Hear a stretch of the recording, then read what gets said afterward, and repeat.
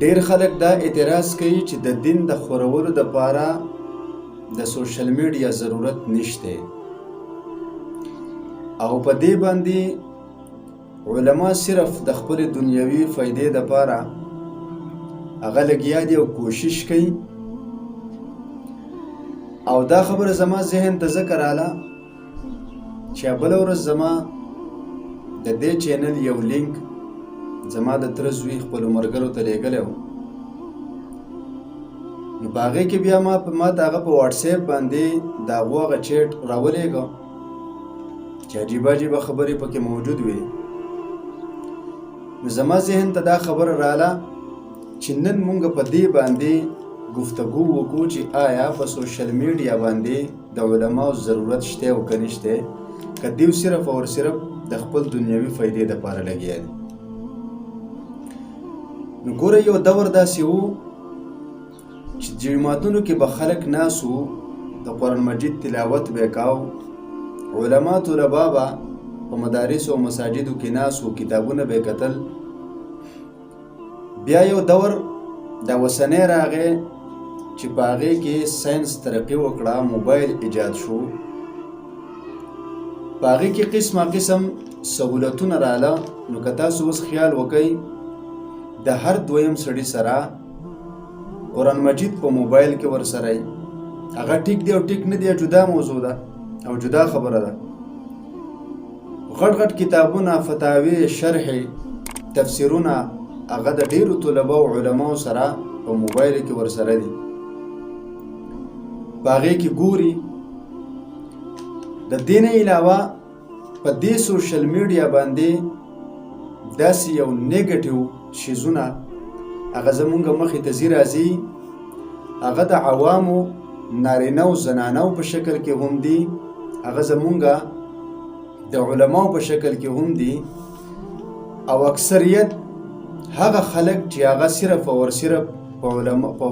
عوامو کې توړ غواړي، صرف خپل فالوور زیاتول غواړي. د دې نه علاوه هغه دنیوي لالچ هغه راغیستی وي، نو هغه د داسې پلیټفارم انتخاب په اسانه باندې کوي. اوس تاسو وګورئ که په دې سوشل میډیا باندې دا علماء حق موجود نه وی، سره د دې دومره موجودګۍ لا تر اوسه پورې د خلکو په ذهن کې دا خبره ده چې یاره دا سوشل میډیا د علما صرف د دنیوي فایدې دپاره استعمالوي. نو چې دا علماء حق نه وی نو د دې به کم نتایج وو. او دا پلیټفارم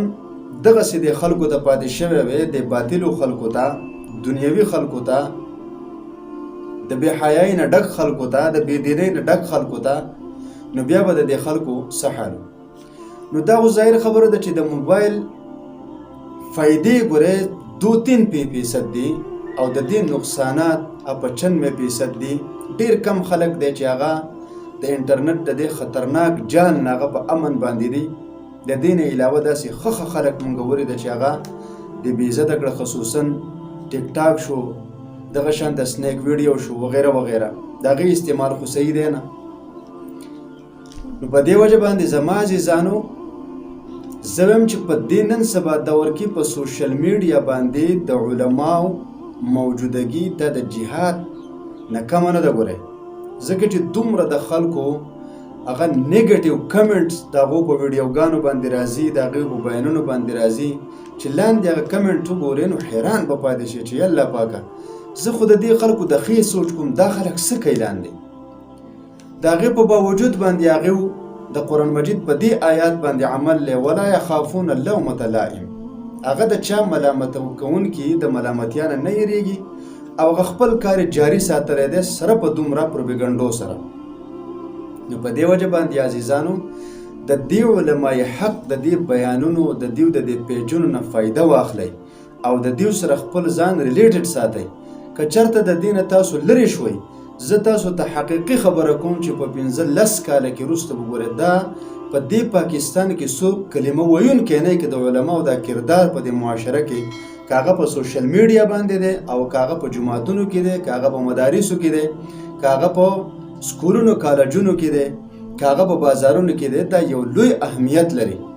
او دا ویډیو اوږدیږي، د دې د اوږدوالي د وجې نه په دې وجه باندې په دې پسې به بل یو ویډیو زما راځي، خو هغه به په اردو کې، چونکې دا چیړ چاړ زمونږ یو پښتون رور کړی، حالان کې زما په ویډیو باندې ډیر شی اردو والا، پنجاب والا، د بهر خلک، د انډیا خلک پې هم وي. ما هغونه داسې ریسپانس چېرته نه دی لیدلی. دا کم چې زمونږ او خصوصا زمونږ کلیوال خلک او زمونږ خپل او د برادرۍ خلک، هغې هغه کم د هغو هغه کم ریاکشن دی، د هغې هغه کم رد عمل دی. حیران پاتې یم چې لکه دا خلک همیش دپاره په هر شیز کې دا نیګټیو شیز ولې راخلي، هغه پازیټیو ته ولې نه ګوري. نو په دې وجه باندې د دې علماو د دې پیجونو نه فایده واخلئ او په زول شیزونه هغه لایک کول، فالو کول، په یوټیوب سبسکرایب کول، د هغې نه قلار شئ. او دغه شانته زما وروڼو، دا زموږ د دنیوي او د اخروي فایده ده چې د دیو دا پیجونه لایک کوئ، دا شیر کوئ، دا اورئ، دا ګورئ چې څه ناسم زموږ سره د آخرت فکر هم هغه موجود وي.